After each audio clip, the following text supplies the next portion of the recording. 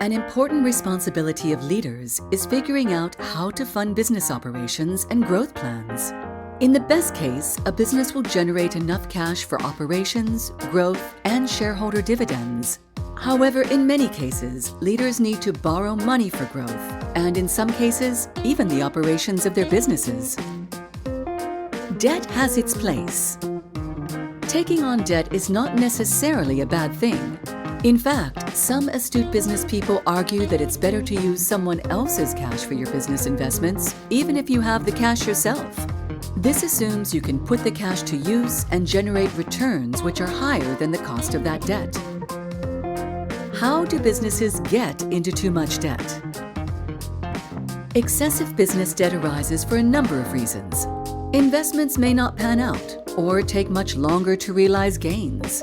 An owner can run up debt on a personal credit card, or a banker might extend a line of credit that's used up but needs repayment at high interest rates.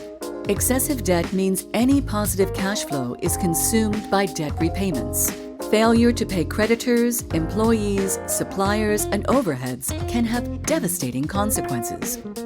For businesses carrying too much debt, early and decisive action is needed. Each business is different, but here are some options. 1. Improve the inflow and outflow of cash. On the one hand, this means connecting with customers to sell more and get paid faster, even if that means offering discounts. Any increase in revenue is highly desirable and means the business probably has good fundamentals.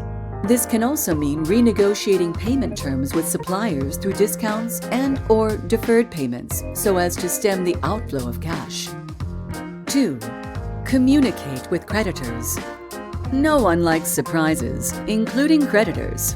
Early notice of a delayed payment can help creditors look for solutions to improve their chances of collecting their cash. With enough information, they may be willing to reduce interest rates, increase your credit line, or restructure repayment terms. On the other hand, failure to communicate with your lenders will probably make matters worse. 3. Consolidate your business loans into one payment. Dealing with a single creditor rather than many may reduce monthly costs and possibly allow you to get a lower interest rate, all without negatively affecting your credit score. 4. Consider fundraising. For businesses with strong underlying fundamentals, a capital raise can overcome an adverse cash situation.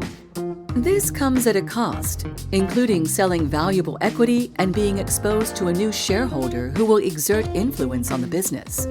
Still, angel investors, crowdfunding, and accelerators can provide critical support to a vulnerable, cash-strapped business. 5. Cost reduction. It sounds obvious, but a business with debt, negative cash flow, and no external sources of capital will need to take drastic action. It's just a matter of time before creditors come calling. In this case, reducing costs like rent, human resources, marketing, and procurement may allow creditors to be paid while keeping operations running. These are not easy decisions, but they may be necessary. Conclusions. The obvious lesson here is to avoid debt unless the borrowings are sure to generate a positive return. If things go wrong, consider these ideas to bring the business back to health. And remember, many businesses have been through very tough periods, but have clawed their way back. That's part of building successful businesses.